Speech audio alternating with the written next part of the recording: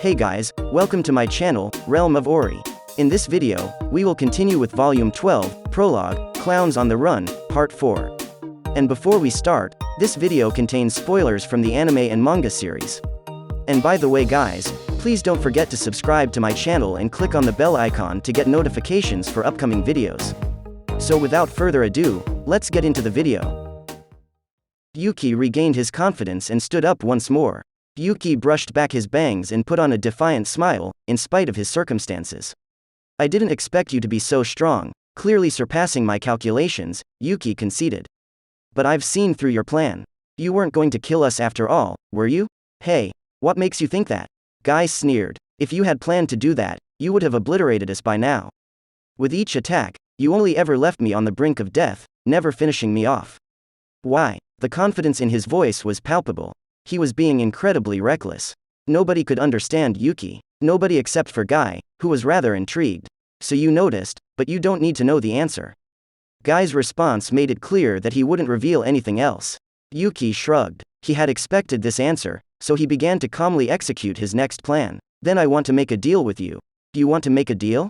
Yeah, if you let us go, we can be of help to you. Be of help to me? Indeed. It sounds like you don't want us to join the Eastern Empire, but I hope I could sway your mind otherwise. Keep going. Since our goal is to conquer the world, we will eventually become an enemy of the Empire. I have experienced the extent of your great power just now. Knowing it, I don't want to be your enemy. Because of that, destroying the Empire first would be much easier. Yuuki's explanation was just confusing nonsense to everyone else. Footman and Terre were lost. Laplace is also confused by the current situation. He was willing to die for his plan, but his only hope, Yuuki himself, threw a wrench at the whole thing. All that was left of him was to hope that Yuuki's negotiation went well. Though, Yuuki's rash words made Laplace sweat profusely. Indeed, as Yuuki said this, strangely, Guy cracked a smile. You still intend on challenging me? That's only natural. My ambition is to conquer the world, after all. Right now, I don't seem to stand a chance against you. But one day, I'll eventually surpass you. Yuuki could barely stand because of his wounds, yet he still talked big to Guy. Thoughts like, pissing off Guy would get me killed, didn't even cross Yuuki's mind while he was talking. But this was Guy he was talking to, so his attitude turned out to be the right call. Had he begun to pathetically plea for his life, Guy would have immediately lost interest, a surefire way to get them all killed. Unbeknownst to him, he had played all his cards right. So you're saying that it'll be good for me if you manage to take down the Empire? The conversation had reached its turning point. Yuuki had to execute his plan cautiously. He shifted his gaze back to Guy and nodded affirmatively. Of course. I don't know the exact reason, but you don't seem to want the Empire to invade the West. Is that right? Guy must have some connection with the Emperor, Rudra.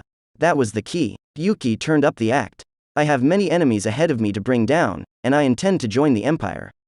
However, I don't intend to be under its control.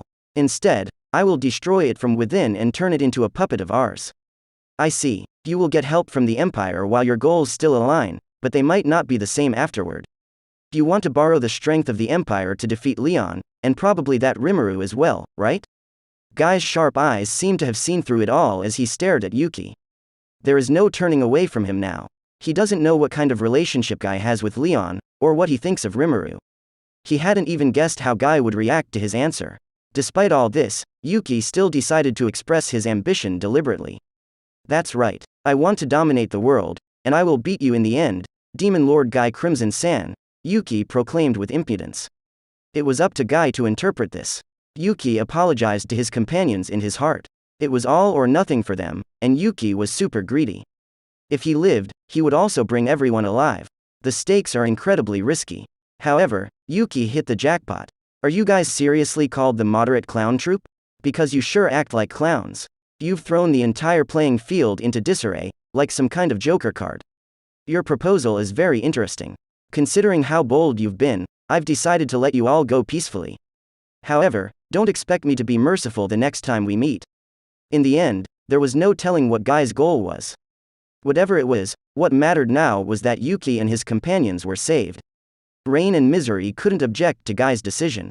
As soon as Guy said they could go, Yuuki and his companions fled on the spot. After Guy and his servants left, Yuuki and the other clowns hurried to the agreed-upon rendezvous point, where Kigali and the others were. Since there were no more threats, Everyone thought that it was best to leave as quickly as possible. Once he saw Kigali at the rendezvous point, Laplace spoke up to Yuuki. "Y'all gotta be kidding me. Unbelievable. To do something so bold in front of that monstrous demon lord guy. And we somehow managed to escape safely," Ter added. "I honestly thought that we were screwed. Ho ho ho. I had confidence in Boss from the start." "That's because you don't use your brain," Laplace teased Footman. Yuuki saw the exchange from the corner of his eyes, and sat on the ground, exhausted. "I was forced to come up with that plan on the spot, but that probably was the only way we could have gotten out of the situation alive. Thankfully, it worked in the end. I'm not taking any complaints from you guys." As opposed to the wounds he sustained in battle, his mind was far wearier. Yuuki didn't want to argue any longer at this point. He lay down spread eagle on the ground and closed his eyes. Kigali had no clue what had happened, so Laplace and Ter began to explain the whole story. "Why you guys fought Guy. And you managed to come back unscathed." Kigali couldn't contain her shock, becoming utterly baffled. As the wind caressed Yuki's face, he let his thoughts wander. Suddenly, he remembered something. What was that mysterious voice he heard halfway through his battle? Was it my alter ego? No way, that sounds like some made-up nonsense. Actually, hold on. Even though I don't feel there's any power hidden inside me, there's one possibility that I could think of. Yuuki recalled his recently acquired power. The unique skill, Greedy One. With this skill, the stronger his desire was, the more power it would grant him. During his battle with Guy, not a single one of Yuki's attacks landed. This naturally included the powerful skill, Greedy One, of the Deadly Sin series. This Greedy One sure is a mystery too, but there are always skills and magic beyond my imagination. Guy managed to bypass my anti-skill with his magic. I have to figure out how he did that. Yuuki had an incredible amount of self-confidence, yet his ego took a huge hit after being taken down by Guy so easily. He wouldn't give up that easily, though. Now that he managed to survive safe and sound, he must think of plans for the future. Yuuki's greatest strength was that he could quickly refocus himself. He was once an extremely arrogant person, thinking that he had power even surpassing the demon lords. "No, even if I'm not the strongest, with the right amount of research and strategizing, I can beat any opponent I face." Relying on the power he had and the assistance of Kigali, Laplace, and the others, he managed to build a powerful faction.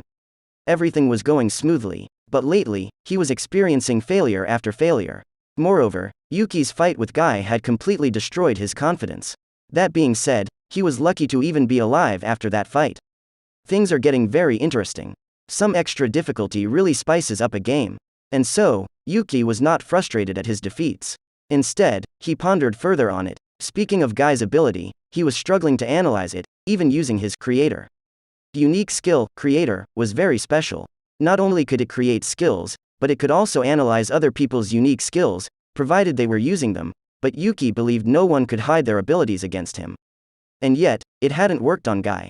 That meant that he had some power greater than unique skills. Yuuki craved for power. He wanted stronger powers that would surpass Guy's. Deep inside his heart, the flame of his desire burnt violently. In that case, perhaps my Greedy One has the chance to evolve, too. I am greedier than anyone. If I pour my desire into it, Yuuki felt a shiver of excitement. He started thinking hard. Losing to Guy had made him realize how unfair this world was. He wanted to fight it and emerge victorious. That was Yuuki's wish. He closed his eyes and spoke to the voice inside his heart. He ventured to a place deep in his heart and continued to delve deeper until he reached the bottom of that abyss. Yuuki observed the abyss carefully. "So, are you ready to take my help now?" "No, that's not my plan." "Then what do you want?" "I have some business with you." "Some business with me?" "Yes. I am going to take your power." "Quit joking around." "I'm not joking around. I am very serious, you know?" "Stop this nonsense. Sorry, but you're in my way." "Ah." The next second, his wish swelled to fill his entire mind. He desired his true ambition and its fulfillment. He didn't want to be anyone's servant. His strong will turned into a weapon. Yuuki was challenging himself. Then, the voice of the world rang out. "Confirmed. Conditions satisfied. Unique skill, Greedy One, has evolved into ultimate skill, Greedy King Mammon." Yuuki opened his eyes once more, now with a smug smirk. "I'll make good use of your power," he muttered quietly enough that no one else could hear. On that day, at that moment, at that place, the foulest Majin was born.